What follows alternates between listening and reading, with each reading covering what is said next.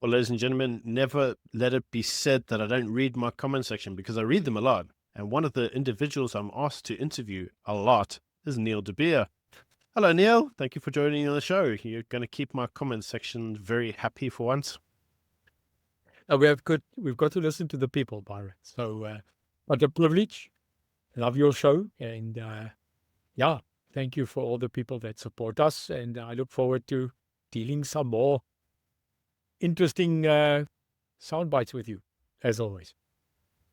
So let's actually talk about South Africa at the moment. So obviously we currently have the most radical president that we've ever had, the most socialist president we've ever had, and the country is not exactly looking very, very bright at the moment. What's your prediction on the future of South Africa?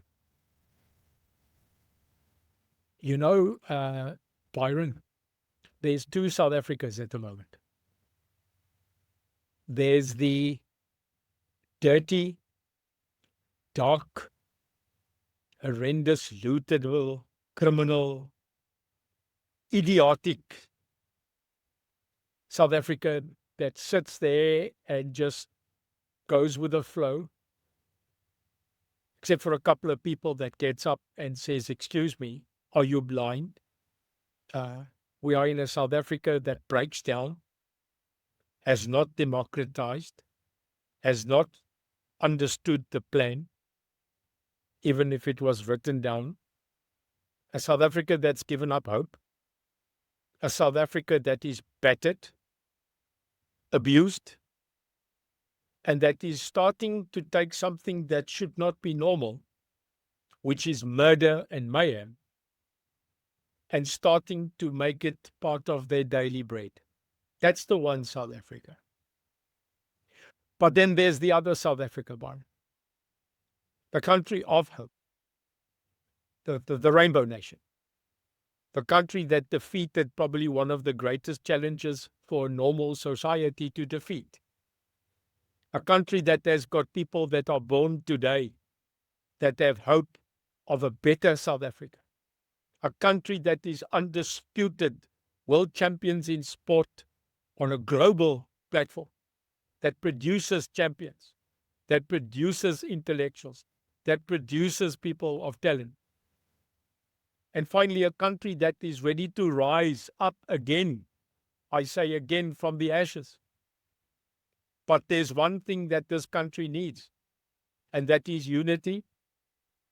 It needs to delve deep, and that's the South Africa that I am fighting for, no doubt. So you ask me, where are we? We are in a battle.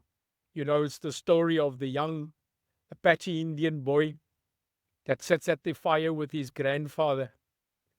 And he says to his grandfather, "What is life about?" And his old Apache grandfather says, "Life is about a battle between two wolves, the evil and the good one." And he says, "But grandpa, which one wins?" And he says, "The one you feed the most." So let's actually talk about a topic that's actually really important here. So okay, so you've mentioned in your opening dialogue, you've said that obviously there's this idea that we need to fix South Africa, but obviously at the moment what we're seeing, and I don't know if you've seen it from your environment, I mean I've certainly seen it from mine, the immigration numbers seem to have accelerated a little bit. But then I must say that that's not all outflowing. I have seen people coming back as well. There's now news that the well-known capitalist Magda, I don't know if you remember Magda, she was a CEO that went to the UK. She's looking at the UK. They're saying that it's been overrun by third world citizens, and she's looking at returning to South Africa. Not an uncommon statement, unfortunately, for some individuals. But now there's obviously this idea of this refugee program with Donald Trump. So the question that I would have for you is, are we seeing an acceleration of immigration? Are we seeing more people leaving? Are we seeing them coming back? Is it a good thing? Is it a bad thing? What's your opinion? I think it's a bunch of toss. I think it's a lot of hogwash. I think it is the normalization of the rhetoric of the people that are totally woke, totally idiotic, totally fascist, totally flabbergasted with their own personality, that continually talks crap on all platforms and hypes up the normal dude that went into Spar this afternoon and bought him an egg sandwich. The normal citizen Byron on the street, the dude, the woman, the uncle that you find with his wife standing outside the liquor store making hot dog rolls. They want nothing else but just to continue making those fried onions, mustard, tomatoes, with a boerewors. They are being told how bad their country is. They are being told that it's better to leave, that the night of the great knives are coming. You know, we've been waiting for those knives since the death of Mandela. I think they don't know where to sharpen them. I mean, they can't even keep a bloody taxi schedule. So, you know, from my point of view, it's sad. It's sad that South Africans that live, by the way, so not all of us are immune to murder. Not all of us have been left out of the cold where blood has not flowed. For those people, it's a real nightmare. So we can't now say like this, cupcake, this cowardless, spineless president, calling them cowards. I mean, how dare a human being cast such aspersion on someone when you've not been in their land? And it's your own citizen. So look at this Jellytot Malema, this CIC of absolutely bungalow. If you tell the clown in Julius chief. Malema to go lead a scout camp to start a campfire, this idiot won't be able to find himself out of a bush, who now jumps up and down and says, kill. So we sit with these people, Byron, that are not helping the plight of the people that are on the edge and that want to leave. That is just the final push. And then we've got the people that fight and say, but we will stay. It's not because you're a hero. Many people can't leave, Byron. Many people can't just leave. So people are coming and people are going. That's why I laughed. You are talking about 49 people that left on an aircraft. There's 6,800 people that leave OR Tambo weekly to the minimum to go work overseas in Africa. So I don't know why it's like Charlize Theron, die dofding, that said only 44 people can talk Afrikaans. Timma, krijg your ice cream. I mean, these people are just sad. So 49, and you don't count the amount of people that are coming back, that are relocating because they found out one thing, Byron. The grass is not greener on the other side. It looks greener because there's more crap on the other side. So where do you go? Kom huis toe, man. But for those that left, we support them. They are South Africans. They are nothing but people that have given up, and we need to give them a reason to come back. And that's my opinion. That's very much I suppose, in line with what Rob says. Rob's also of the opinion that, obviously Rob Hersoff. Sure. Rob Hersoff's of the opinion that the best way to deal with the topic of immigration is to give people a reason to come back. But how do we do that? How do we get a reason to? How do we give them that reason to come back? Because the reasons that most people immigrate is usually cited as three things. The first is obviously, around BEE, so lack of job opportunity. So economic reasons are a key one. And the next one is around, obviously, crime. Many individuals cite crime as being a really good motive for them.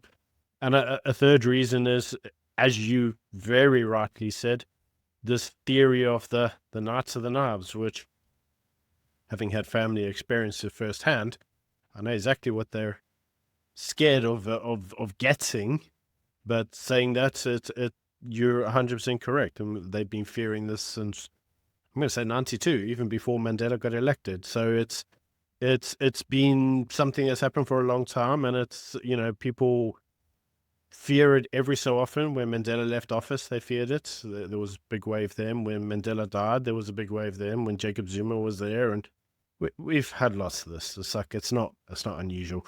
But you're right. It's as they commonly say, South Africa is one of those places where we fear the worst thing will happen. The worst thing may happen, but it never does. So the reality is that is more let's call it a a perception. So if we say the three reasons that people leave, as I said, it's economic, it's crime, and it's the political uncertainty, and none of those things look set to change in the short term. So what's the solution? One word. Only one word. Leadership. Leadership.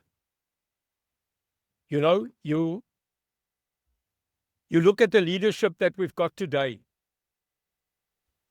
and don't count me in, because I'm a better kingmaker than a king. You don't want me as a king, Byron, because I don't always agree with the Constitution. Okay? Mm. I am a person that does not always agree with your human liberty. So, wrong guy. If you had to put a placard in front of me saying Neil de Beer, Minister of Police, dan in Afrikaans moet jy mooi hoor, julle sal kak. Because I don't believe in a lot of freedoms of liberty. I believe in zero tolerance. If you stand in a public area, Byron, and you we against the Vibercrete, then I'll clap you through that Vibercrete. If you stand and you litter, I'll shove that litter in your own pockets. No. I am not a person that agrees in the absolute breaking down of law and order. So, to inflict, did you hear me? Inflict law and order. You need leadership. Now, we don't have it. So if you go look at the 400 cell-sucking, tax-tripping members of parliament, and you had to go down alphabetical order and tell me amongst all of those, I'm talking every party, né? Blue, white, green, toss, almal. If you go look at them, you want to tell me there's a leader? No. You want to tell me there's a statesman amongst them? Statesman. So there's a big difference between a statesman and a leader. Now, this country, if you look at it, the reason we are in the quagmire, in the harborless ship in a wrecking storm without an anchor, is because there's no leadership. So, if we had to bring in the right leadership into the right positions that actually give a damn about citizen X, Byron, we can change this country. And I'm going to give you a theory. There's a guy called Michael Louis, a great politician, great man. I would regard him as a statesman. Michael Louis said to me one day, do you know what's the difference between South Africa and America, for example? And I said, what? He said, do you know, Byron, listen to this, South Africa is a speedboat nation. I said, what do you mean? He said, to change a lot of stuff in the United States, in India, Pakistan, Europe, they are built like an oil tanker, Byron. For them to turn 1 degree takes time. South Africa is a speedboat nation. If you turn it, it turns. And that is a good thing. If we put the right leadership into this country, then the matters of fiscal, the matters of our GDP, the matters of our economy, the matters about the joblessness, safety and security, which are the 5 pillars that we stand on, and then we each, the 2 most important, education and health. If you look at those 7 pillars of normal state life, we can change it. But you can't do this with the bunch of idiots that are currently running and destroying this country, no matter what they say. They can take me to court. Here's the problem. An idiot doesn't know he's an idiot, Byron. So you've got to tell him, but you're an idiot. So the other day when I said to a person in a big meeting, he's an idiot, he said, I can't say that. I said, no, I can, because you're hurting my mind. You're an idiot, and you represent the government. So we've got idiots. And Rob and myself, we don't spare the rod. And it's not because we are mean, derogatory. I'm educated enough to talk 2 languages, one street, one top. But I'm telling you now, you asked a very critical question. What will change this country? Leadership. And that is a challenge that you and I, you as an influencer, as a person that's in public, a person that is based in an echelon of media, it's your responsibility to ensure that we bring people that will activate the citizens of this country to choose the right leadership because they can. Yeah, I see that as being slightly problematic, though, because let's use the example I said, obviously, of economic opportunities as first reason, BEE.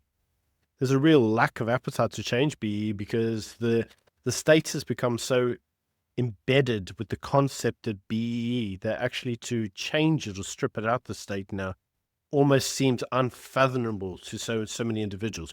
We're seeing this in a plot that Socialist highlights quite a bit, and that is the perceived idea of BEE that keeps getting pushed into things like the licensing criteria, even though there's no mandate for it. There's no ways that they can actually enforce it, but they think that, oh well, it's a good thing, so just put it in the financial criteria or something. And it's problematic because so many individuals now within the atmosphere of the state, the apparatus, are so wedded to the idea that I think even if Cyril stripped it out tomorrow, I think the pushback against him would be astronomical. They got this. I'm going to tell you something now. It's not a secret. We don't need parliament anymore, Byron. Because 3/4 of the decisions that are now being made that should be made in parliament are made in court. You agree? I do agree, yeah. We don't make it in parliament anymore. So the people that we vote in are there to represent us and there to speak amongst us and there to take the right decision for citizen X. I had that discussion this morning in a council meeting where I said, we are public servants.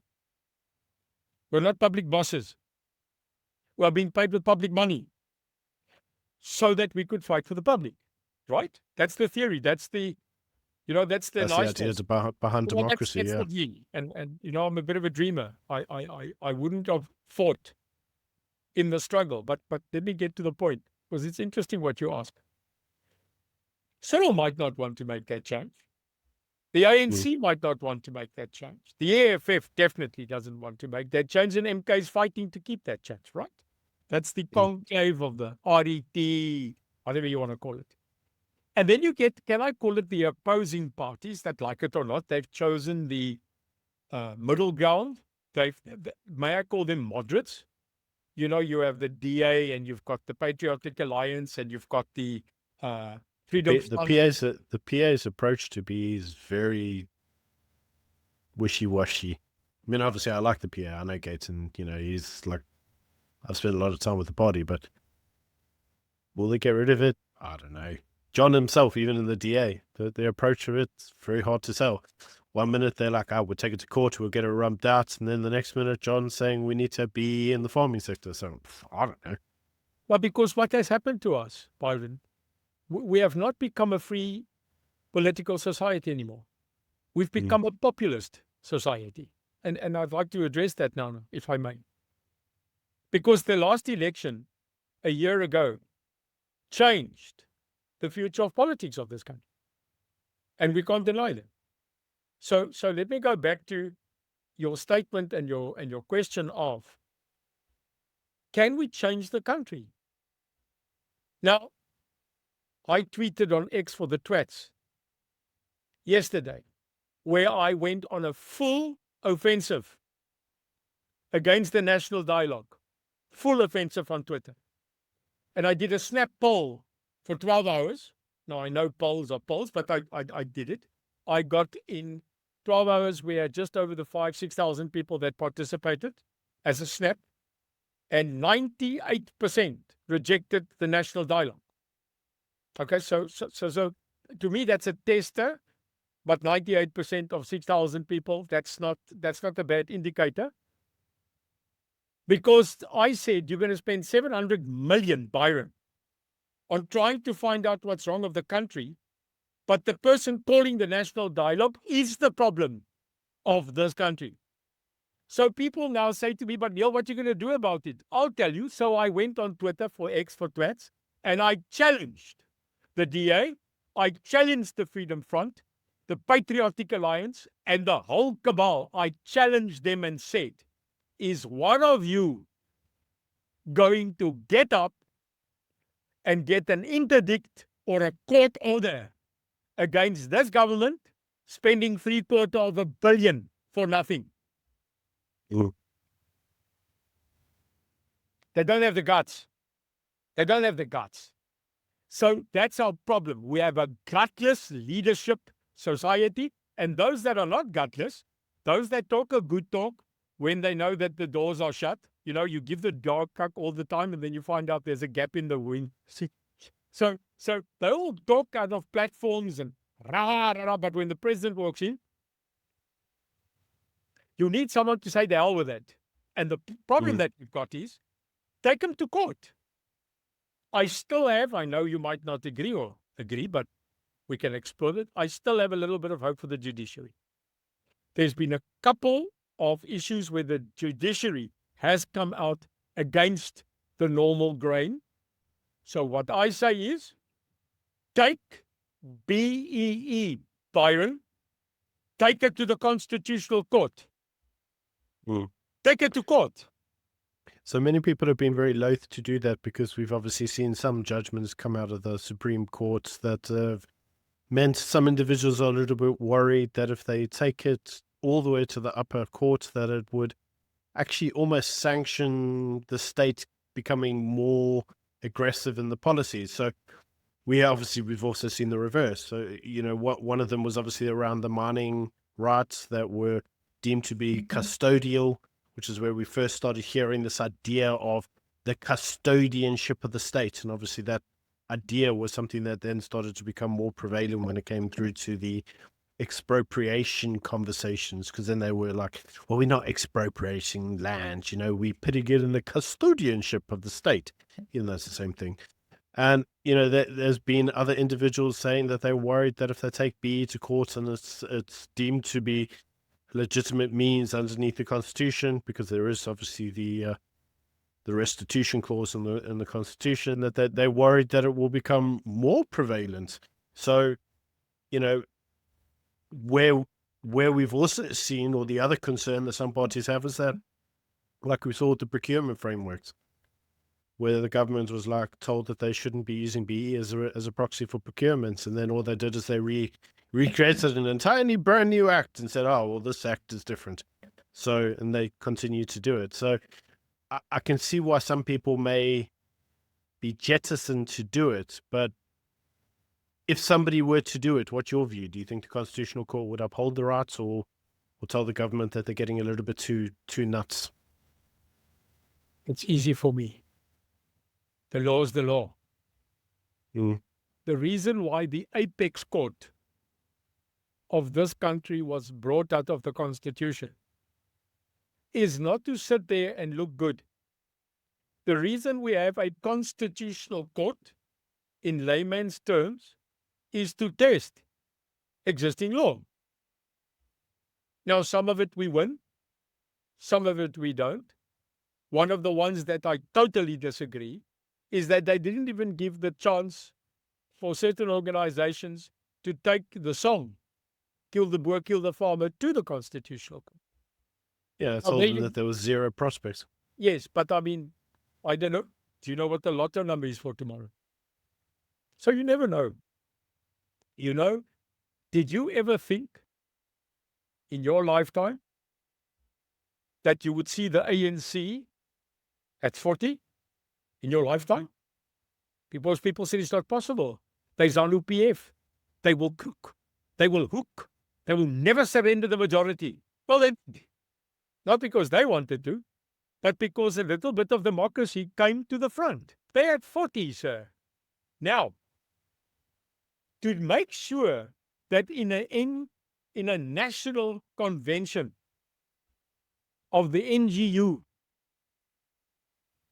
you've got to sit there, sorry, Byron, and have the rugby balls to every day get up and say to them, you're 40. You're 40. You're not 51. You are 40. And then push that envelope to the inevitable.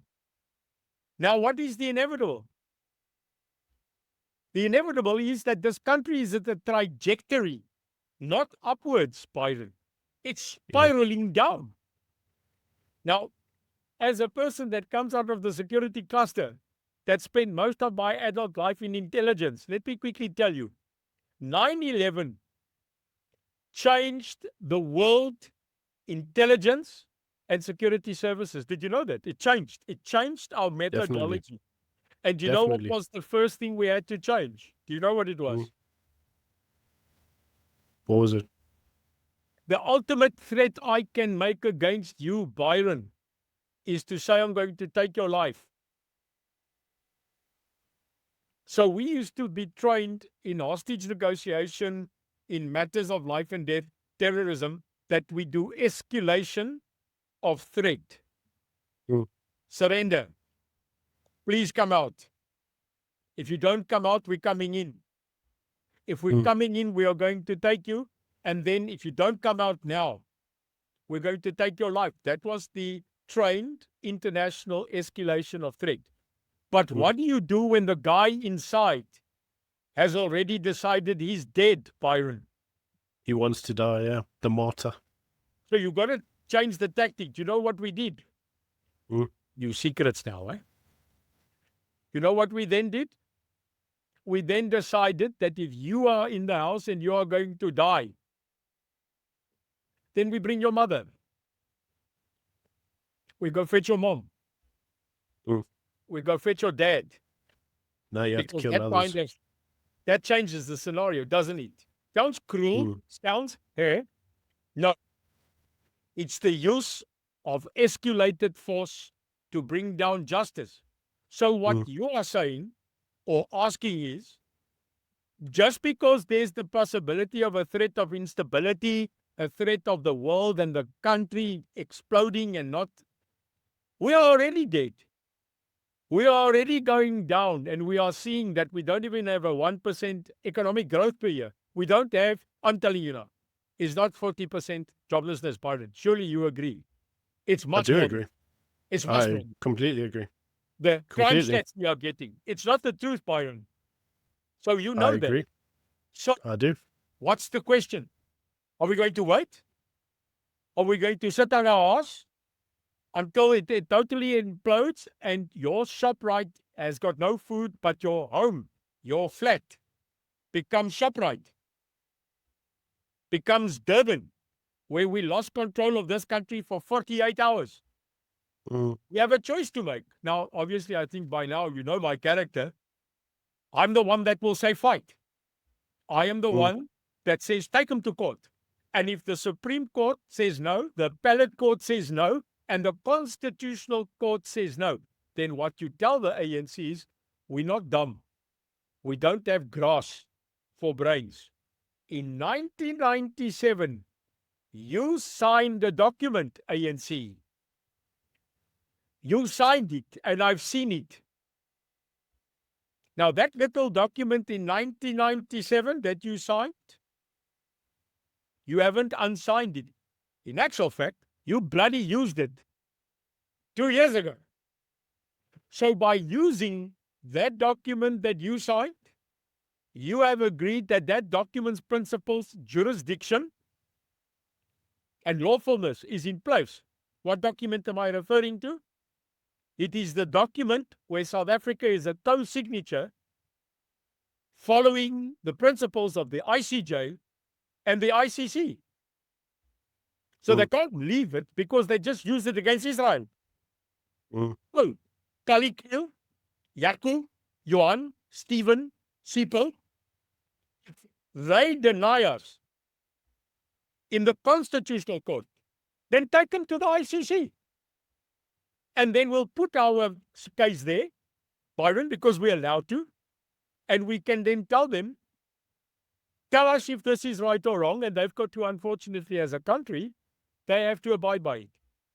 And that's how far I'm willing to go. Because then, if that is denied, then we take what nature brings. But we haven't even done that, Byron. We've not tested BEE. We've not tested the jurisdiction of certain powers. We've not tested the de facto decision on taking land. possessing something that you never earned. We've never Mm. tested that to the full end of the law. And the reason why is because people say it's too costly, it's too much money, the rate of failure is possible, blah, blah, blah, blah, blah. Sorry, I'm not that kind of guy, Byron. If you tell me there's a 0.2% chance to murder, I'm on the back of the bucky, bro. So what do you think that this hasn't been tested? I mean, you've set your case out fairly well on that, and that is you feel that it should first go to our Supreme Court, Constitutional Court, and if that doesn't work, take it to the ICC. Yeah. Makes sense.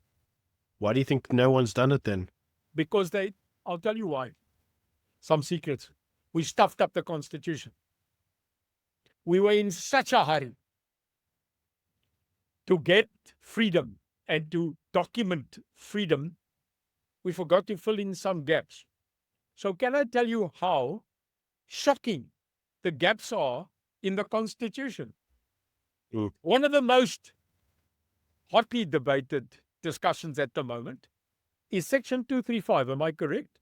I think it's Section 235 of the Constitution. Self-determination. Mhm. Right.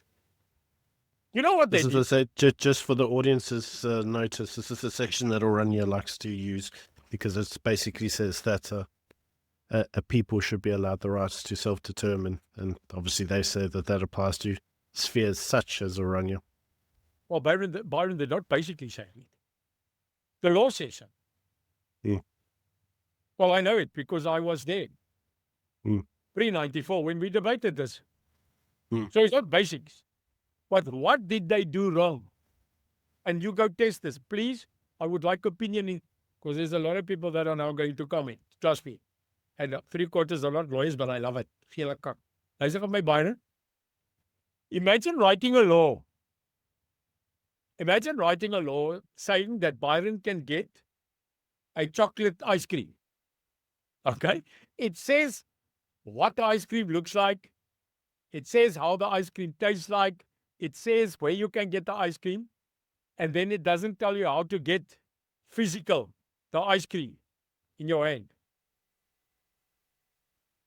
So Section 235 is a constitutional point, but they never added as an addendum to the section the mechanics and the methodology to achieve 235.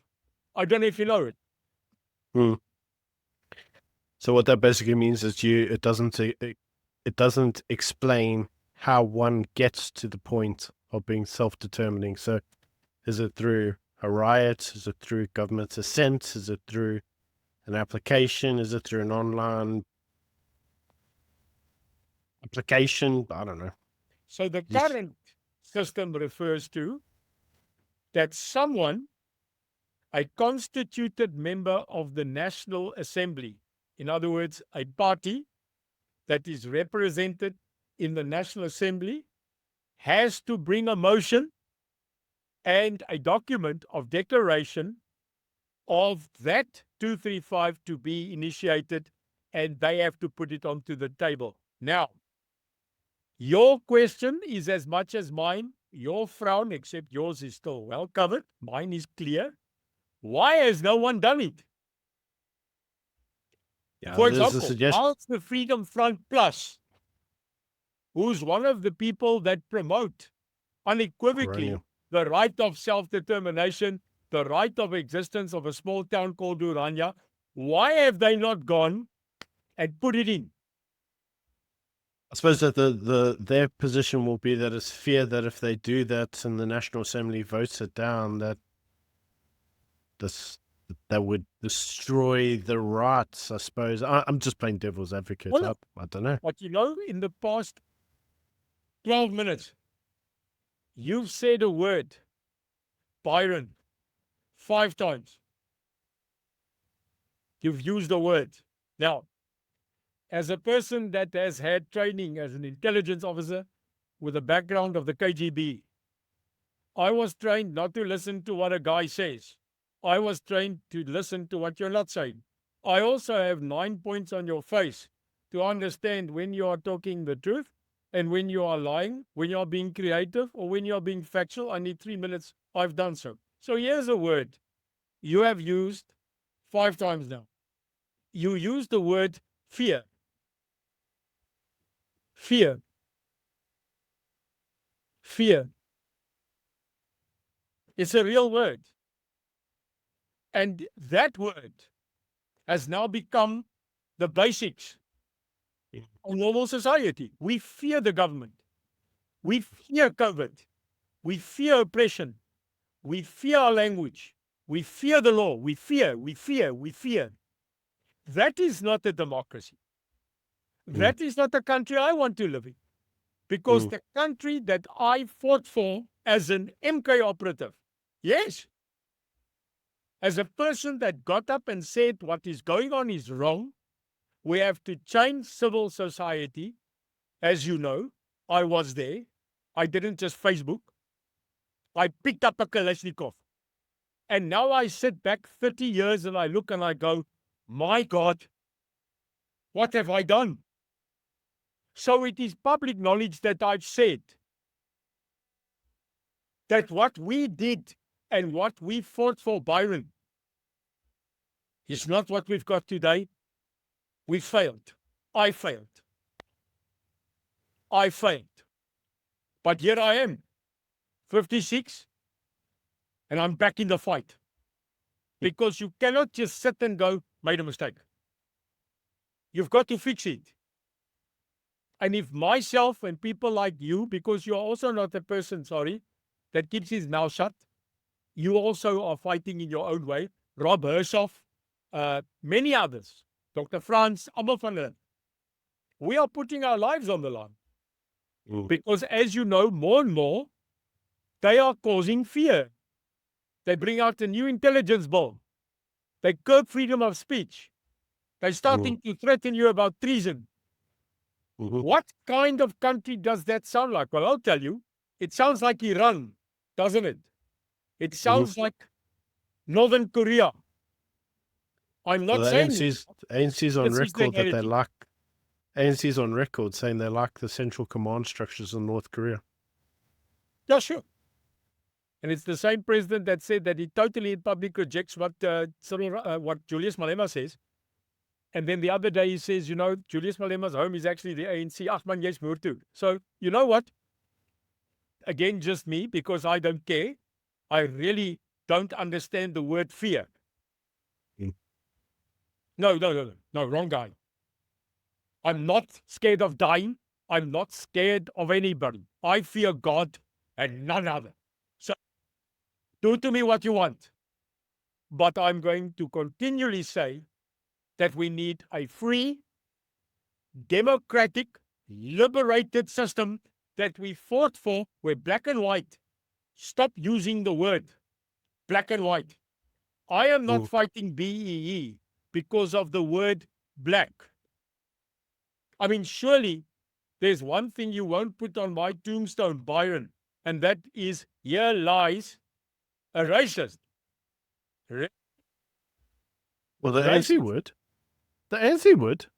Yeah. I mean, you got to remember, if you follow the structures of critical race theory, then the mere fact that you're white with blue eyes. I mean, you look white with blue eyes. I mean, you can tell me if I'm wrong, but you know that means that automatically you're systemically racist. It's a paradigm. It's a form of original sin that you inherited when you were born. I mean, this is Robin DiAngelo's bull rubbish that they go around the world teaching, and unfortunately, many in the ANC, and I know I've spoken to some of them, actually really believe this stuff. So they probably would put that on your tombstone. Yes, they probably would say racist. I don't know this Robert T.W. So it's an American lady, Yeah. an American guy that goes around basically teaching everybody critical race theory everywhere. Well, here's a critical race theory from Neil de Beer. You better get ready for the biggest debate on earth with me in a room. But you better have your facts and you better know the secrets. So I sit here and I'm asking you as Byron, not the people that are currently living the lives of George Orwell. I'm asking you, just on the basics of knowing who I am, there's one thing that I won't tolerate, and that's racism. I fought for it. It's in my DNA. Mm. So when I tell you that this country has become more racist than what we were before 94, I'm not joking. When I tell you that we have got more inhibiting laws that now exceeds and copies the apartheid system, I am not lying. I lived through it. I was chastised under it, and I was sentenced under it. So when I tell you that Kill the Boer, Kill the Farmer is a struggle song, and that I sang it pre-94, without a doubt. But do I find it today wrong? Do I find it out of place? And do I find it morally wrong? Absolutely. So I was just trying to explain that even I, am saying that you cannot continue to say those specific words in an environment, Byron, where the song in real life is being executed. We can't allow that, not because we are against a struggle song or because I want to take BEE to court because of the B. No, sir. I am not wanting to take to court black economic empowerment. I want to take to court the injustice, because the Constitution can't on the one point say we have to readdress the past, but at the same time, in the same word of that Constitution, say we are all equal under the law. That doesn't make sense to me. So, what do we choose? Do we choose equality, or do we choose to continually stay in the past? Well, Byron, I fought for the future, dude. I fought for my grandchild, my two lighties and my daughter. I fought that they will never, ever in their lives be dominated by one race to the other. That sounds familiar, doesn't it?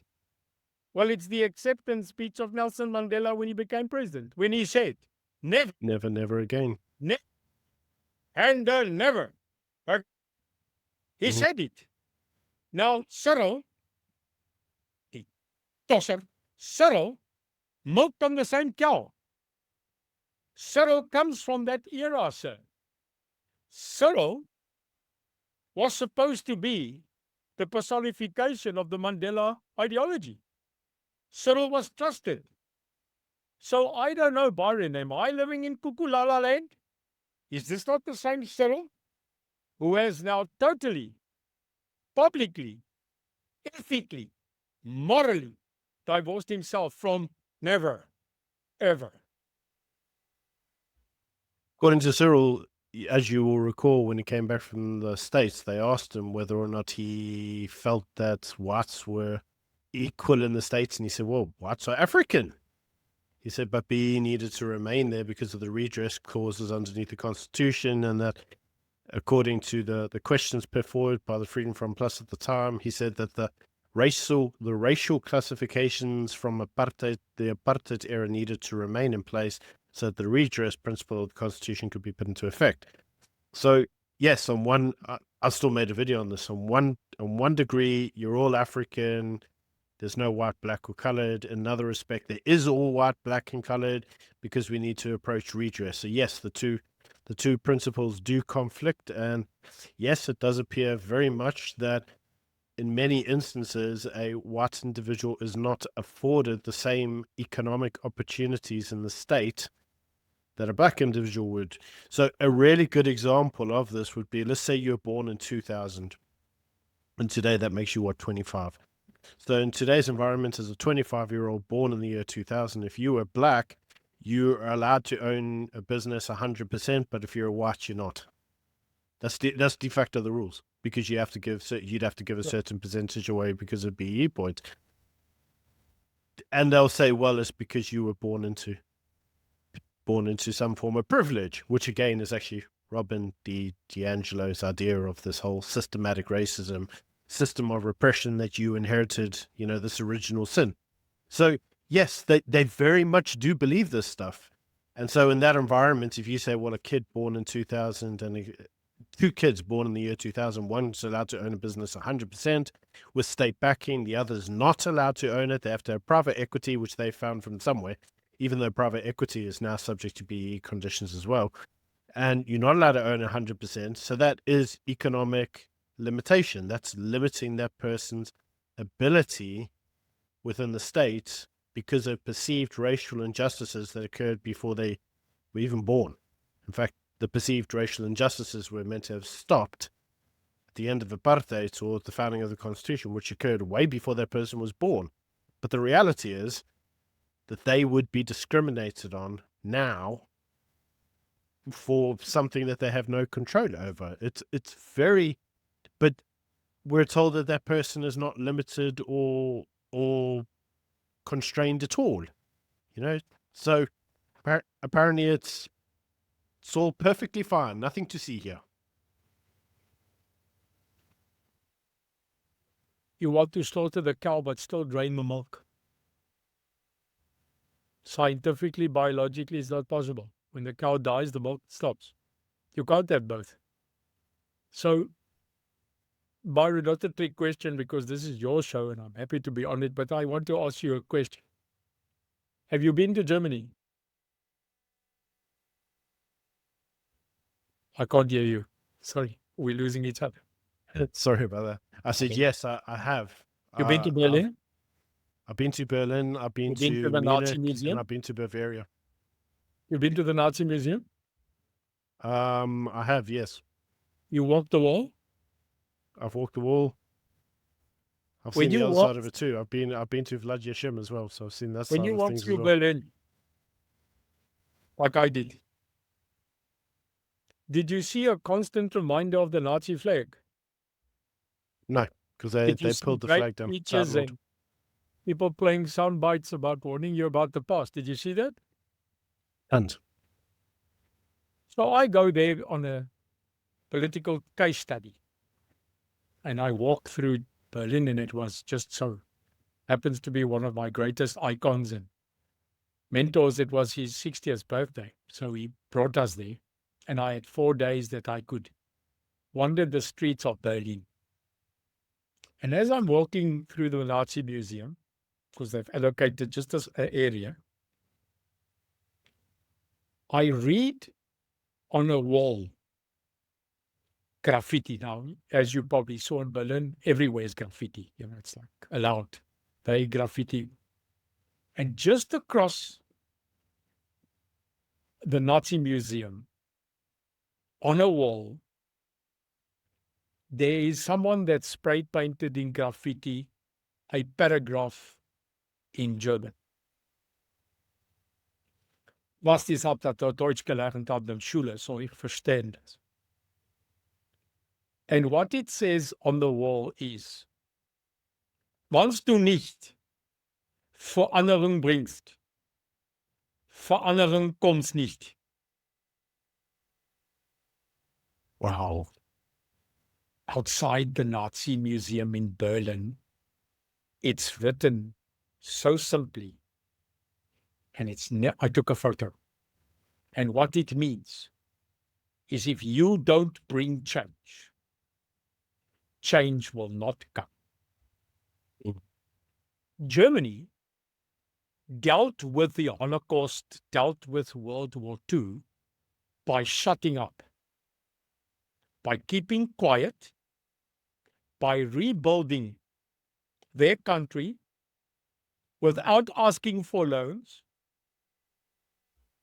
That took a city like Berlin that was destroyed 76% of infrastructure and rebuilt it. They decided to let people know about the past unashamedly, but they decided to move on. Vorsprung via Deutsch technique. We can't get that done. Seemingly, we can't even in one singular place showcase our history, the good and the bad. We can't even bury our soldiers, pro and against, in one cemetery. We can't explain to people that we have had, not probably the same as the Holocaust, but we had a problem. We had a huge fight. We had something that was declared by the United States, by the United, Freudian slip, they are probably the same thing, by the United Nations as a crime against humanity. And they will always tell you one's terrorist is another one's liberation fighter, I know. But until we, as a nation, don't put that behind us, accept it, pro and for, know that it was real, pro and for, and tell our kids that that's the past, but we should live for the future. Until we haven't, as a nation, done which Germany, in a way, has done, we will never get ahead. We will never be able to say that this is the date, Byron, that apartheid, reconciliation, retribution, reset, that this is the date it's over. Because it isn't going to be over because of a biblical term, probably. Your sins will be carried by your sons. I am sorry, No. I am a child of God, but I It's an cannot. original sin. I It's an cannot. original sin. And that is the problem that we've got, Byron, is that we have now decided in this country, under Cyril, to reopen cases of 40 years ago. Yeah, We truth have and decided reconciliation. to charge them. Hmm. So what are we doing? Germany, ganz sofort, schnell, the Israeli, call it Jewish state, whatever, they continue to persecute people, even if they were 98 years old. You know that, eh? But Germany went on. Israel went on. They've got other battles. But are we now saying that not only is the ANC government set on retribution, set on taking, set on non-forgiving, but now also deciding in the Afrikaanse woord, hy wil 'n ou koeie opgrawe. He's rejuvenating the past hatred. Mhm. He's allowed a guy like Eugene de Kock to become front page news again, Byron. Mhm. So there's some of us that want to move on, although we have scars. You've got, I've got. But because of Mandela, because of the ANC era, not because of just Madiba, but many, we decided to have reconciliation, Byron, not retribution. And I have too many facts. You have too many evidence to put that in front of an ICC, an ICJ, to say, my Lord, Your Honor, the Constitution of the Republic of South Africa is in contradiction with the spirit that was the intention of this document from our founding fathers. This is exactly the problem that I think Ramaphosa has had when going through to deal with Donald Trump. And I called it in one of my videos. They want to go there and basically reframe everything. As you know, it's not stealing property. It's redistribution. It's not racial discrimination. It's addressing historical injustices. He seems to think that if he just reframes everything in language that's acceptable, that he can still do it. It's just as long as I change the optics. If the optics are different, then it's fine. I mean, it's still land theft, but it's not actually land theft. It's redistribution, and it's all rubbish. But the problem is Donald Trump isn't stupid enough to fall for the rhetoric. He knows full well what's going on. Byron, it sounds like apartheid. It does sound like apartheid, yeah. Yeah. But when you say that, you're told that you're full of rubbish. Can I tell you why it sounds like apartheid? Because a prime minister Beer here, Foster, once was asked on international TV, is this apartheid? And he said, no, it's separate development. We don't do apartheid. We just do separate development on the basis of culture and on the basis of color. And you are right, Byron. You just said a word which I wonder if Cyril can spell. Optics. It's an illusion. It's a physical. But murder remains murder even if you fight about the optics of genocide. Slaughter is slaughter. Racism is racism, no matter how you try to sell the optics. And what I'm telling you is that the people of this country, well, surely two people that I know are currently present, are thoughtful. Because a lighty is standing there, Byron, and he's saying, excuse me, the king is naked. We know the king is naked. We all know. But the people that can physically tell him in the court of the jester, they're too scared to say anything. And the people outside like me and you, we can't get in there. Myself and you and Rob, we can't. What are we actually doing, Byron? You and I are talking about the falsehood of optics, of presentation, of propaganda. And what are we doing? We are just inflaming, we are just spinning, we are just regurgitating the most obvious. And now we've got to pay 700 million and listen to 20 people who's going to actually try and sell a new optics to us. So I made a statement when this was first announced, and I've done quite a few videos on this since, but my concern is with the national dialogue is number one is going to be used by the ANC to canvass votes for the next elections, because obviously they can't raise funds at the moment, and their paymasters in Iran are having a very difficult week at the moment. So that may disappear very quickly. My second concern is that they're going to use it in order to pursue the NDR, which they've kind of said that that's actually their intention, is to pursue the NDR almost through the national dialogue. So that means basically bussing in the usual stooges who will talk about give us back the land and we need, more black economic empowerment, and basically everything that they've already screwed up, they're going to bust people in to say that that's what they want. They want more of that, and that they need it because of, I don't know, some perceived historical injustice that they're going to crook up, because then they've got the whole truth and reconciliation thing to rely on. So they're going to use it as a way to basically redeploy blame, and they're going to say, well, it's not our fault. It's apartheid's fault. It's white people's fault. And they're already doing that. Cyril's already been on record in the last week basically blaming apartheid, even though ANC have been in power for 30-something years. So the national dialogue to me already seems, before the first person's even talked, it already seems like a giant fraud. Normally a national dialogue, by the way, comes from the people up. It doesn't come from the government down. Normally, well, in this country, as you know, the government thinks that they're the only ones with the brain cell, so everyone else has to listen to what they say. Sure. So let's quickly agree.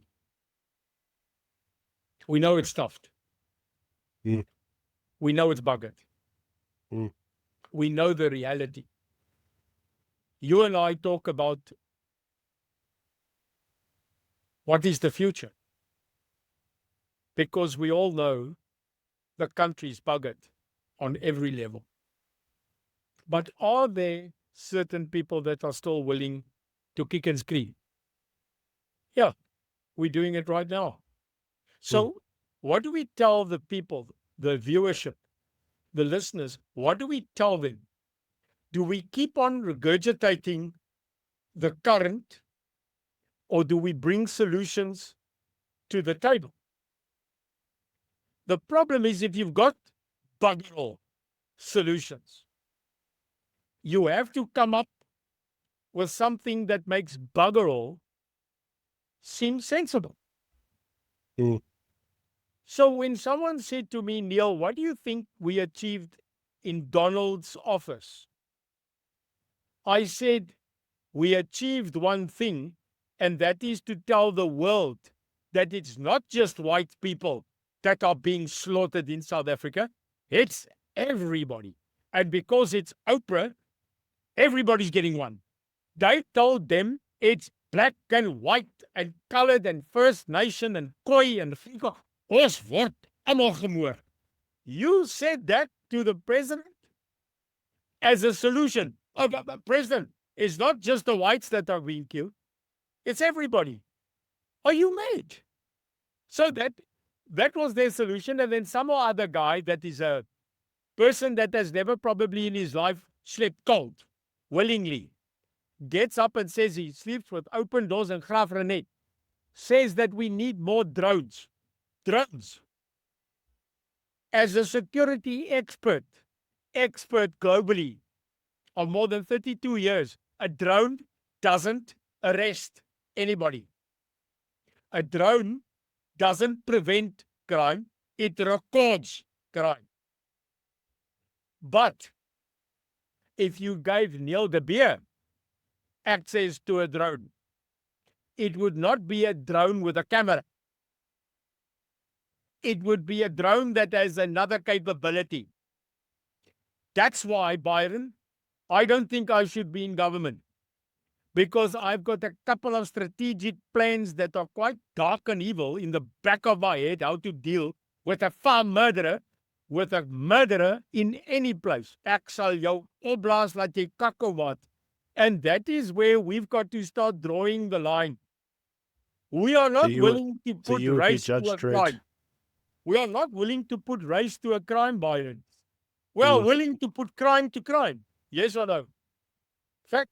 That's the way that it should be, but as we know from the Human Rights Commission, we can't view that, because as the Human Rights Commission very nicely told us, it all depends on the person doing it and the perceived historical injustices that they were subjected to, which means that some people can be more racist than others, and crime to some people isn't as bad as crime, the same crime to another.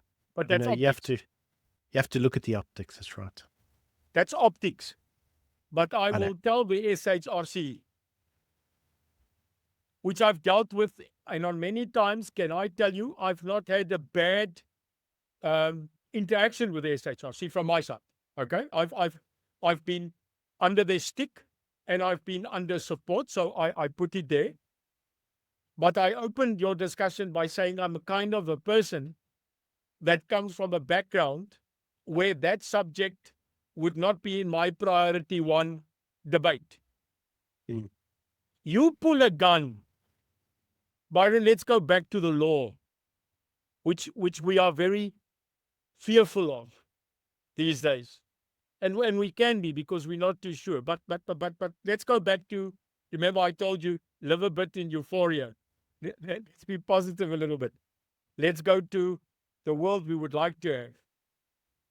They've got a serial problem with the Commissioner of Police in KwaZulu-Natal. They have a serial problem with him because suddenly criminals are dying. Suddenly the body count of criminals, not debatable, criminals who shoot at police, they're dying. Now, it might not sound optically correct, but I come from a country where if you pick up a gun, Byron, and you point it at an innocent civilian or armed police, there's only one way you're going. Now, I can't sentence judgment on behalf of God, but I can arrange the meeting. So we've got to go back to justice. I am not saying suppress human rights. I'm not saying throw away the Constitution, trample on your liberties. Enforce the law, sir. But what we're allowing Byron, to happen in this country is we are allowing the boundaries of the protective law, the I have a right law, the justice of ourselves as citizens to be pushed further and further away from where it should be. Now, what's my solution? My solution is clear. Hit them where it hurts. So where does it hurt? It hurts them in an international public platform. If there's one thing that America has done, if there's one thing that Uncle Donald has done, it is to take South Africa's current reality and put it on an international platform. You can't deny it. I completely agree. It's exactly what I thought. That's how I viewed the whole situation with the whole Trump exchange. Is that you're 100% correct. I think I made the same comment. South Africa says that, we're an equal opportunities country. We kill everybody equally. We don't discriminate. So, and that was the ANC's message, and somehow they thought that was a good message. But actually talking about something there as a final topic, and I know you obviously also need to go, but as a very final topic, there seems to be this push by the government at the moment to actually take firearms away from the private citizen. As you know, there was a Firearms Amendment Act a couple of years ago that there was a lot of resistance to, and it still appears to be something that gets pushed forward by Gun Free South Africa and the police bodies every so often. What's your view on that? Because many individuals have differing opinions on it. A lot of it seems to become with this idea of disarming the citizens of the state. Do you share that view? What do you think that's all about? You're going to get the fight of your life. You're going to get the fight of your life. Because, I'm now going to tell you, Byron, I don't know, but I think you understand it. You said it now. I am white and I've got blue eyes. You're right. I'm actually a boer. I am an Afrikaner. I am an Afrikaanser. The fact that I got up 32 years ago because I thought the world was being unjust, that's just me. But I'm a born Afrikaner. Hope it doesn't shock you. But let me be clear. In my culture, in my heritage, which I've never forgotten, I just decided at one stage they are wrong. And now, funny, the same guy that fought for liberty is now fighting the same people that were supposed to bring liberty. Just so. And my family is telling me, when are you going to stop? I'm not going to stop. If there's injustice, I'm there. So here's a couple of things you don't do to my culture. You don't touch my land. You don't touch my family. You don't touch my God. You don't touch my language. And you never touch my gun. My geweer, my land, my taal, my God, and my family. Now, it's not just the Afrikaner seemingly that has that within their culture. And those are the 5 things actually that makes us still in this country, Byron, alive. The fact that we can have our own land, the fact that we can work our own land, the fact that I can talk my language, my taal, that